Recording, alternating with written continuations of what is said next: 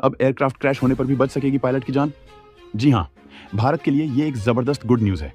DRDO ने recently Chandigarh में fighter aircraft के एस्केप सिस्टम का high speed rocket sled test बड़ी सफलता के साथ पूरा कर लिया। इसका मतलब है कि अगर प्लेन में इमरजेंसी हो जाए तो पायलट को बाहर निकालने वाली पूरी इजेक्शन प्रक्रिया अब पहले से कहीं ज्यादा सुरक्षित और भरोसेमंद है। इस टेस्ट में कैनोपी टूटना, सीट और पैराशूट का सही टाइम पर बाहर निकलना और पायलट रिकवरी सब कुछ रियल सिचुएशन की तरह चेक किया गया। इसके लिए एक स्पेशल डमी लगाया गया जो पायलट जैसा ही रिएक्शन देता है। डमी पर लगे सेंसरों ने उन सभी झटकों, दबावों और गति को रिकॉर्ड किया जो वास्तविक पायलट आपात स्थिति में झेलता है। ये टेस्ट डीआरडीओ ने एरोनॉटिकल डेवलपमेंट एजेंसी और हिंदुस्तान एरोनॉटिक्स लिमिटेड यानी HAL के साथ मिलकर किया। अभी तक कुछ ही देशों के पास ये टेक्नोलॉजी है। ये अचीवमेंट ऐसे समय में आई है जब कुछ दिन पहले ही दुबई में एक फाइटर जेट क्रैश की खबर ने सब कुछ झटका दिया था। आपको ये टेक्नोलॉजी कैसी लगी कमेंट्स में बताएं। आखिर कैसे कभी पाकिस्तान मिलिट्री के चहीते रहे इमरान खान क्रिकेटर से PM बन गए थे और क्यों इनका ऐसा हाल है?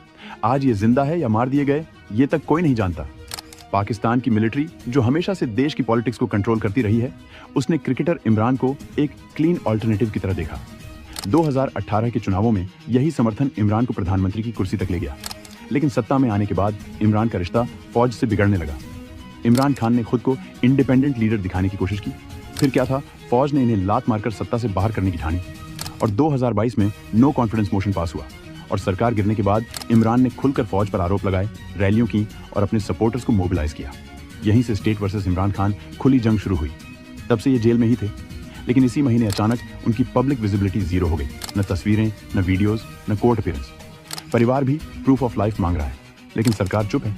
रिपोर्ट्स तो ये भी आ रही थी कि पाक मिलिट्री उन्हें जेल में ही मारने का प्लान बना रही है।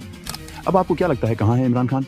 जहां पाकिस्तान मदद के नाम पर श्रीलंका को एक्सपायर्ड सामान भेज रहा है, वहीं कैसे भारत बना श्रीलंका का सबसे भरोसेमंद दोस्त? चक्रवात डिटवा ने श्रीलंका में भारी तबाही मचा दी है। तेज हवाएं, बाढ़, भूस्खलन और पूरे देश में बिजली पानी का संकट।